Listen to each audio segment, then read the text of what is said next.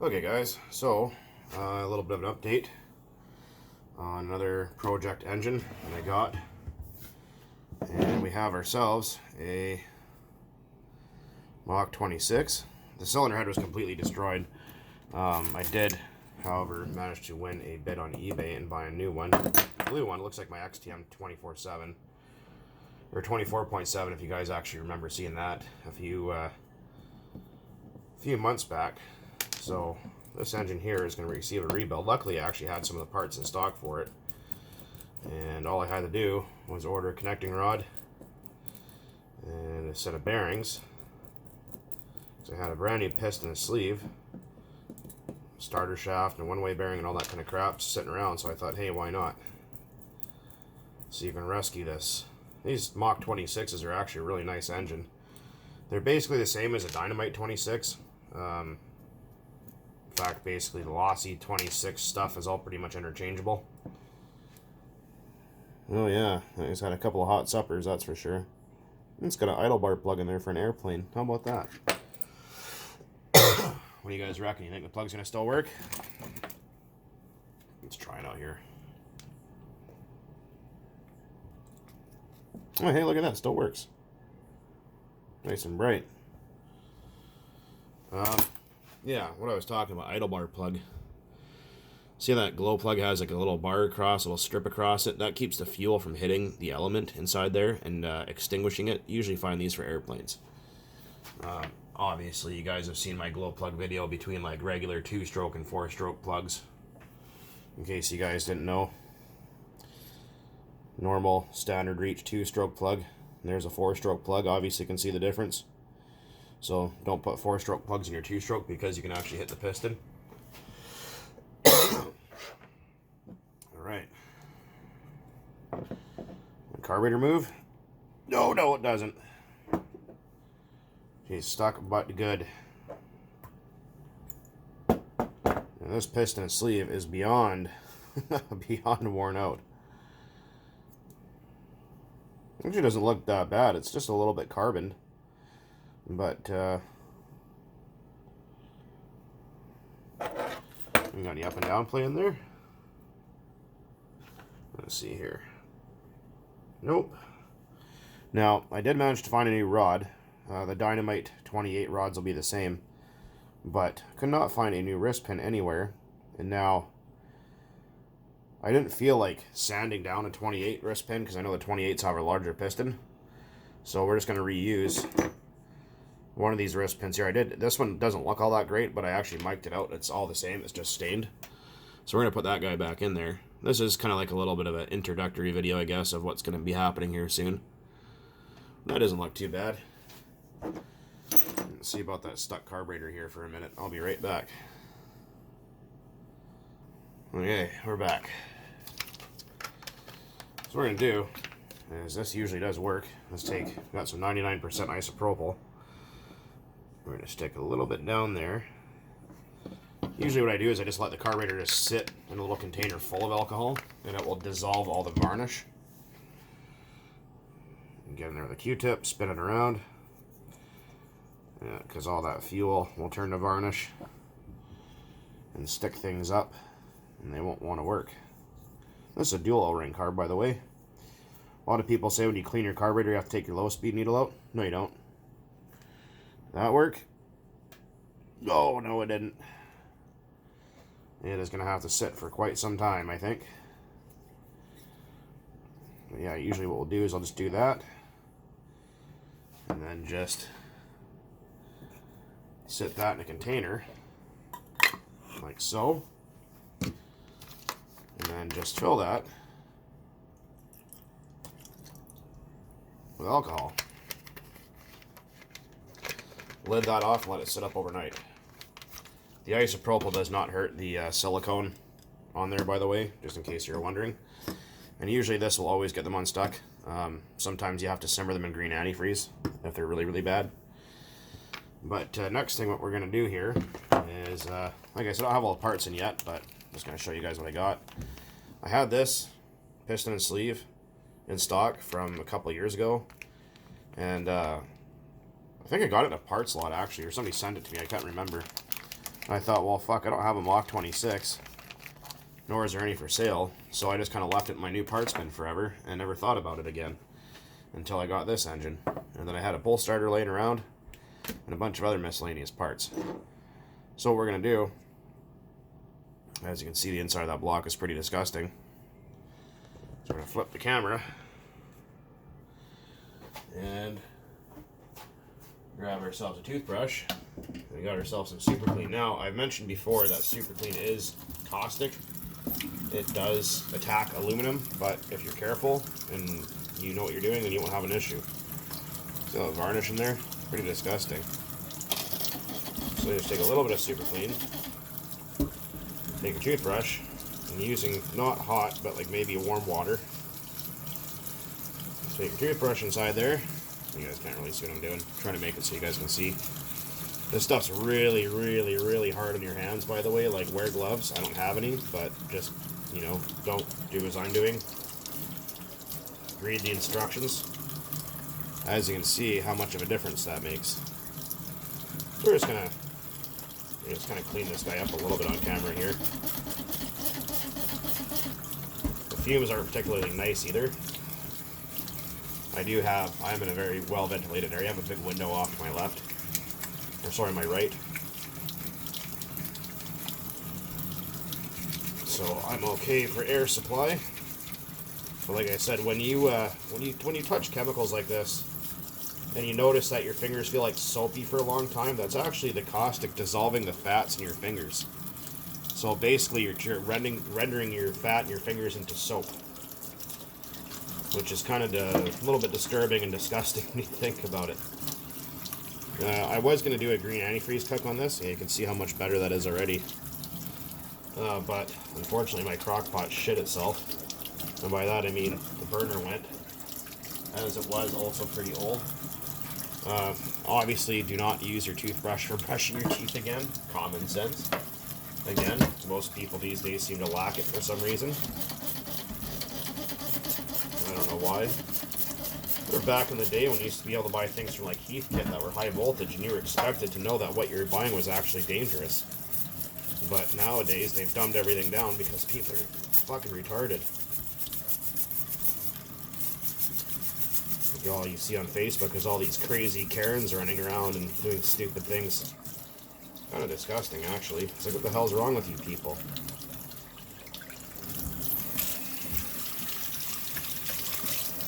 Like I said, this is just for scrubbing engines. This is not for food. It is a little bit dark and discolored, but that's fine. Usually, it'll get a little bit warmed up. Usually the Super Clean will take care of it. And what you can also do is get yourself a little Scotch-Brite. These little kind of scrubber pads. Like that. And, oh, can I just take all that shit right off for you usually. This engine's pretty heavily stained. I'm not too worried about it, but just want to get all that varnish out of the fins. A lot of people don't really think it matters all that much, but it actually does matter a lot, because the more shit you have stuck to your engine, like varnish and things like that, it actually traps the heat more and more. Yeah, it's looking pretty much already better, but yeah, it's got hours worth of cleaning to do yet. But, what do you got here? Alright, well, take yourself a Q-tip and go inside the block, and that will dissolve all the shit that's in there and get into those tight, hard to reach spaces. Like I said, don't leave it in there forever. Like, don't submerge your engine in this stuff, because it also removes anodizing. But a lot of people always ask what I use to clean and get my engines looking so nice, like the insides and outsides. You can see that already.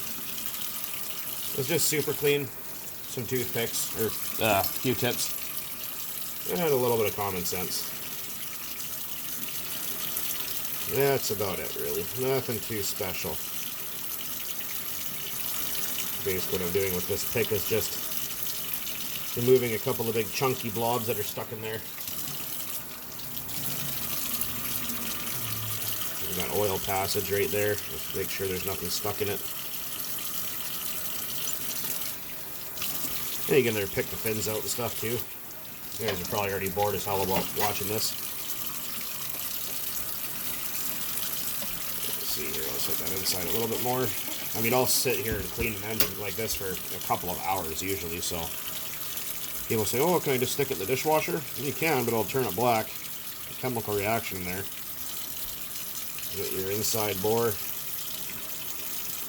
The bearing surfaces. Inside where the carburetor goes. And like I said, it's a lot of cleaning effort. That's apparently why I use a crock pot with antifreeze, but I don't have one, so we're going to do it like this today. So I thought maybe you guys might be interested to see that for a few minutes.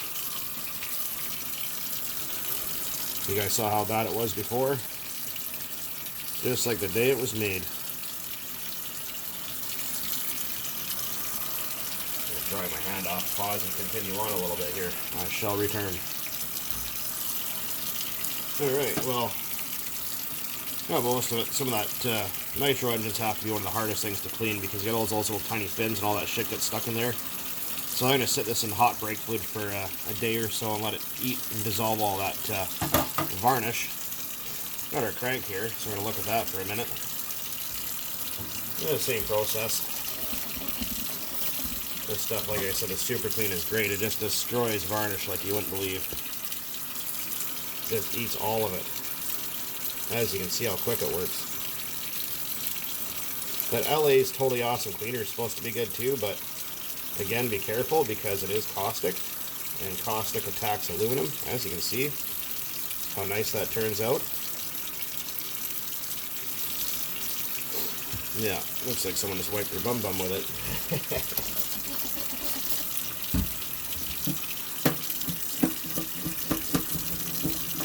Well, a lot of people ask how I clean engines without the crock pot and antifreeze, and this is usually the way I used to do it, but I hate doing it because it takes so damn long. Well, I mean, not the fact that time's really an issue right now, but it's kind of time consuming, it's kind of annoying. When I'm done, I just take my old antifreeze to the shop down the street and they recycle it for me for free. Well, not for free, but for like a 6-pack of beer usually. And I don't know what they do with it, but they get rid of it somewhere. Responsibly, at least. And don't ever pour that shit down the drain. Obviously, I'm sure most people know that, but yet again, like I mentioned about common sense earlier, most people don't seem to have that anymore. Just fucking completely 86 right out the window. You saw how nasty that crank was and how varnished it is? Look at that, just like brand new. I'm going to touch up that main journal surface just a little bit here in a second. Oh yeah, and with your block like this, if you want to get nice and shiny, get yourself an SOS pad, the kind that has a soap in it, and go to town on it, and it will look freaking awesome when you're done. Or if you like polishing stuff and driving yourself completely insane, either one. You can see it's pretty rough. I can't feel any of that, it's mostly just staining from being old. But what we're going to do, dry out my hands for a minute. We got some, this is 3000 wet dry, 3000 grit. A lot of people go, you can't sand crankshafts. I'm sure you can. Not very much. I'm just going to do that, just take off any high spots, and just a little bit. Just to hone that surface a little bit.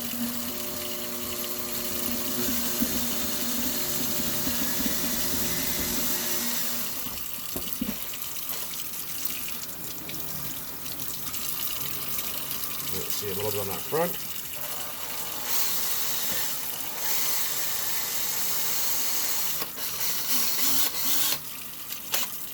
Done. That's it. No more. Yeah, you can't feel any of it, but there you go. That's how I clean up cranks. So in case you wanted to know. Also, when you think you're done cleaning your crank, clean it again. Because a dirty crank is never a good thing. See, look at that. I thought I got it all nice and clean. There's always all sorts of shit in there.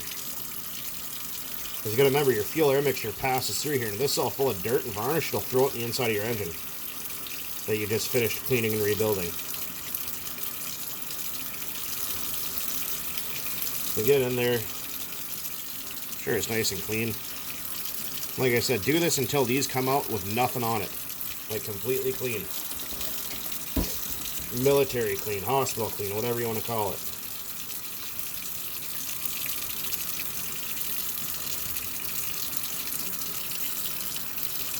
Yeah, there you go.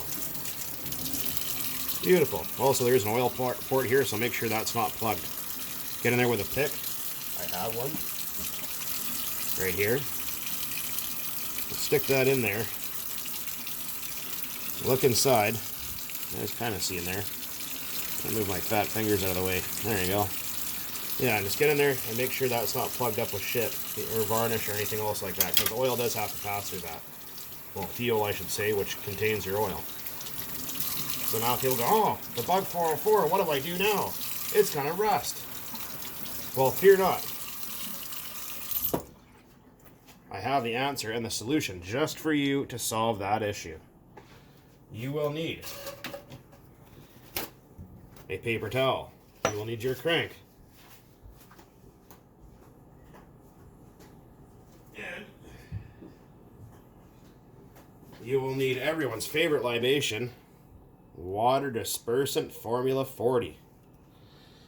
And you want to coat your crank in your water dispersant to disperse the water. Like so.